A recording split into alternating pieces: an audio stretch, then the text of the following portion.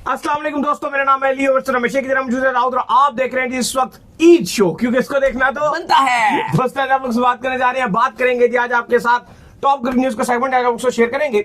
Players ने कैसे ईद मनाई वो आपको बताएंगे। सिकंदर रजा ने बड़े लंबे अरसे के बाद पाकिस्तान में ईद मनाई है, जरा इस पर बात करेंगे। पाकिस्तान की प्लेइंग 11 में हो रही है 2 तब्दीलियां, कल होने जा रही हैं तब्दीलियां, क्या क्या तब्दीलियां होंगी वो आप लोग से शेयर करेंगे। बात करेंगे बांग्लादेश के हवाले से जिन्होंने T20 के लिए कंफर्म कर दिया है, और जब पाकिस्तान जाएगा बांग्लादेश तब T20 के लिए कंफर्म नहीं किया 5 के लिए, वो क्या कहानी है वो भी आपको बताएंगे।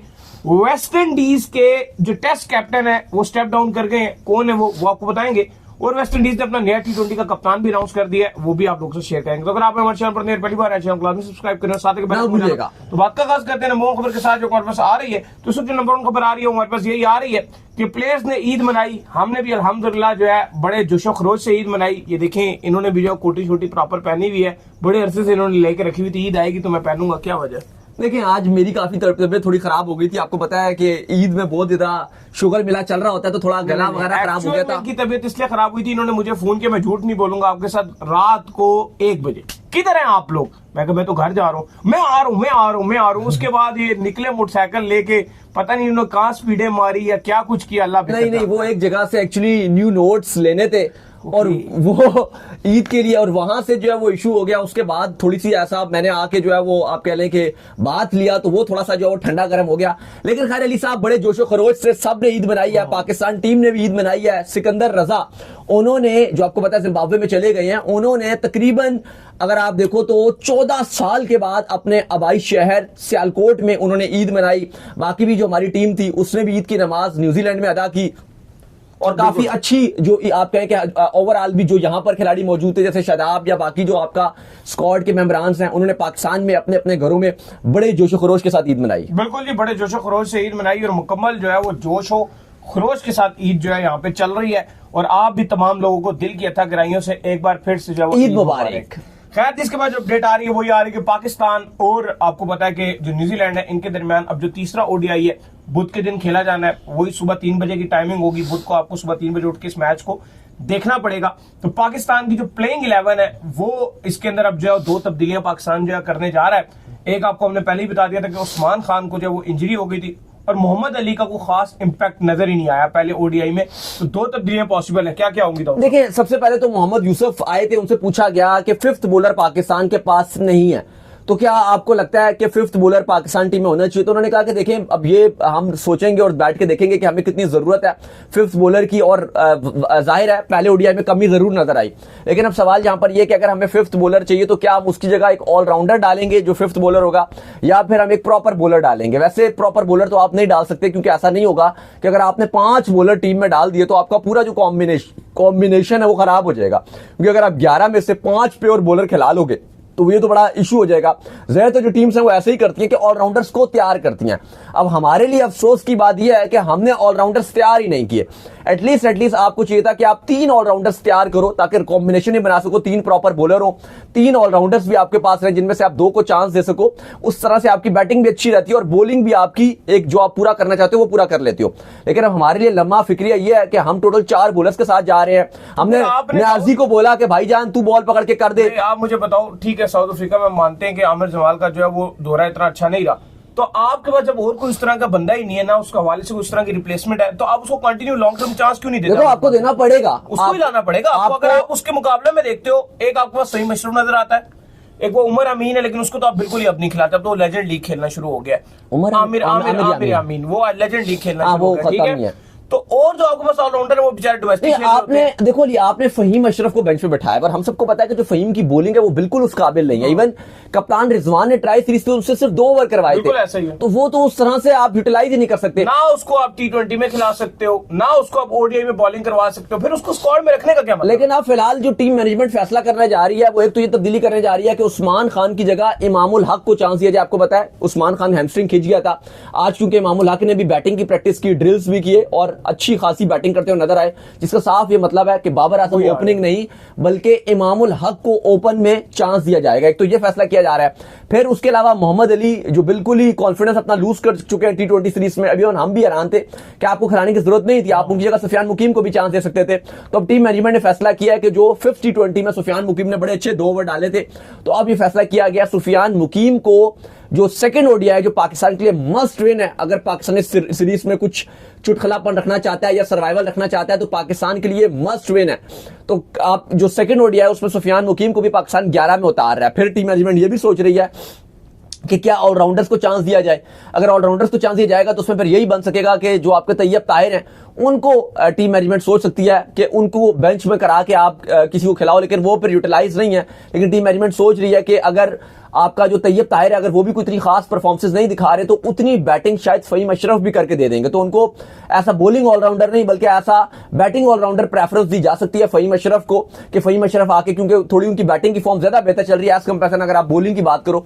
तो टीम मैनेजमेंट सोच रही है कि अगर वो नंबर 7 पर भी आते हैं फहीम अशरफ तो शायद वो बैटिंग करके दे जाए और 4 एक ओवर कर जाए। लेकिन 2 ये तब्दीलियां जो नजर आ रही हैं वो उस्मान खान की जगह इमामुल हक, और दूसरी जो तब्दीली नजर आ रही है वो मोहम्मद अली की जगह आपको सुफियान मुकीम सेकंड ओडीआई में प्लेइंग 11 में नजर आएंगे। पाकिस्तान टीम ने बाय द वे आज बड़ी जबरदस्त किस्म की और शानदार प्रैक्टिस करने की कोशिश जरूर की है। बिल्कुल, जिसके बाद जो अपडेट आ रही है हमारे पास वो ये आ रही है कि बांग्लादेश ने पाकिस्तान के साथ जो 5 T20 की सीरीज है उसको कंफर्म कर दिया है। जब बांग्लादेश टूर ऑफ पाकिस्तान करेगा नेक्स्ट मंथ जो है ये टूर जो है प्लान है, तो जब बांग्लादेश यहाँ पर आएगा तो पाकिस्तान के साथ 5 T20 खेलेगा। लेकिन पाकिस्तान जब ट्रैवल करेगा बांग्लादेश तो वहां पर 3 T20 और 3 ODIs ही खेले जाएंगे। नहीं सिर्फ T20 अब जो है वो रख दिए गए। देखिए बड़ी अपडेट ये है कि इसको देखो फिर कैंसिल तो नहीं करना चाहिए, तो बड़ी गलत बात है। ODI अगर आप T20 को बढ़ा नहीं रहे फिर ODI क्यों उसका रीजन ये आ रहा है कि पाकिस्तान टीम ने, क्योंकि जो ये बांग्लादेश जाना है जुलाई में, वो तारीखें बड़ी कम है, डेट्स बड़ी कम है, क्योंकि फिर पाकिस्तान डायरेक्ट वहां से वेस्ट इंडीज ट्रैवल करेगा। तो थोड़ा सा जो शेड्यूलिंग है थोड़ा सा पहले कर लें, लेकिन ODI तो रखे ना, कम से कम तैयारी तो इनको करने का मौका दें। आगे 2027 है, खेलना चाहिए बीच में, या फिर 5 T20 करें। लेकिन वो एशिया कप भी फिर आ रहा है, टाइट शेड्यूलिंग की वजह से फिर क्या पता दोबारा अनाउंस कर दें ये ODI। फिलहाल तो उन्होंने तारीखें भी बांग्लादेश ने अनाउंस कर दी है। लेकिन अब ये आज बांग्लादेश क्रिकेट बोर्ड ने ऑफिशियली अनाउंस कर दिया है, जो हम आपको लगातार बता रहे थे कि 3 ODIs और 3 T20 की जगह अब 5 T20 पाकिस्तान में खेले जाएंगे। तो आज बांग्लादेश क्रिकेट बोर्ड ने ऑफिशियली अनाउंस कर दिया है कि जो उनका दौरा पाकिस्तान है वो 5 T20 पर मुश्तमिल सीरीज खेली जाएगी। फैसला कर लिया गया कि ODIs नहीं होंगे 3 ODIs और उसकी जगह टोटल 5 T20 रहेंगे। साथ ही साथ बांग्लादेश क्रिकेट बोर्ड ने यह भी फैसला कर लिया है कि जब आपको पता है कि चैंपियंस ट्रॉफी में जब सारे मेंबरान्स मौजूद थे तो वहां पर मोहसिन नकवी और जो बांग्लादेश क्रिकेट बोर्ड के चेयरमैन थे उनकी मुलाकात हुई और वहां पर यह फैसला किया गया कि पाकिस्तान और बांग्लादेश की जो FTP के अलावा भी इनकी सीरीज रखी जाए। तो वहां पर फैसला किया गया था कि एक और सीरीज रख ली जाएगी। पहले खबरें ये थी कि 3 T20 और 3 ODIs खेले जाएंगे, लेकिन अब 3 T20 पर ये मुश्तमिल सीरीज होगी। इसकी तारीखों का भी ऐलान कर दिया गया। 20 जुलाई को पहला मैच खेला जाएगा, पहला T20, 22 जुलाई को दूसरा T20 और 24 जुलाई को तीसरा T20 खेला जाएगा। ये बांग्लादेश में खेले जाएंगे मैचेस और पाकिस्तान में 5 T20 खेले जाएंगे। बताया ये गया बांग्लादेश क्रिकेट बोर्ड की तरफ से और पाकिस्तान क्रिकेट बोर्ड की तरफ से भी यही एलानिया है कि चूंकि एशिया कप हमारे सर पे खड़ा होगा उसके फौरन बाद और फिर आपको पता है वर्ल्ड कप है T20 जो और श्रीलंका ने होस्ट करना है, तो हमारा फोकस ये है कि बेहतर से बेहतर हम T20 की तैयारी कर सकें।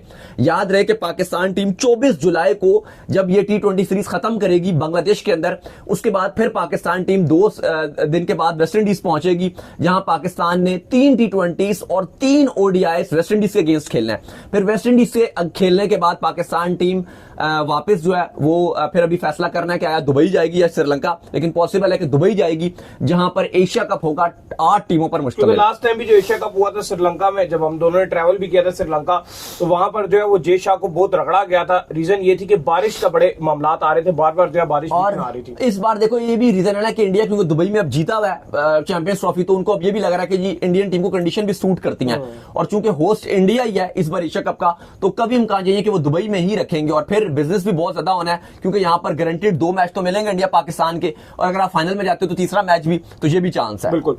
खैर इसके बाद जो अपडेट आ रही है हमारे पास, वो अपडेट आ रही है वेस्ट इंडीज के हवाले से। तो वेस्ट इंडीज के जो टेस्ट के कैप्टन है वो स्टेप डाउन कर गए। कौन स्टेप डाउन कर गए? बिल्कुल जी, क्रेग ब्रैथवेट थे। आपको पता है वेस्ट इंडीज की कप्तानी संभाली हुई थी 4 साल से, पिछले 4 साल से वो वेस्ट इंडीज की टेस्ट की कमान संभाले हुए थे। वो अलग बात है कि वेस्टइंडीज कुछ खास कर नहीं रही थी, लेकिन वजह यह भी थी कि वेस्टइंडीज के जो करंट स्टार प्लेयर्स होते थे वो टेस्ट वैसे ही नहीं खेलते थे, तो वो एक ऐसे खिलाड़ियों को लीड कर रहे थे जो यंगस्टर्स थे।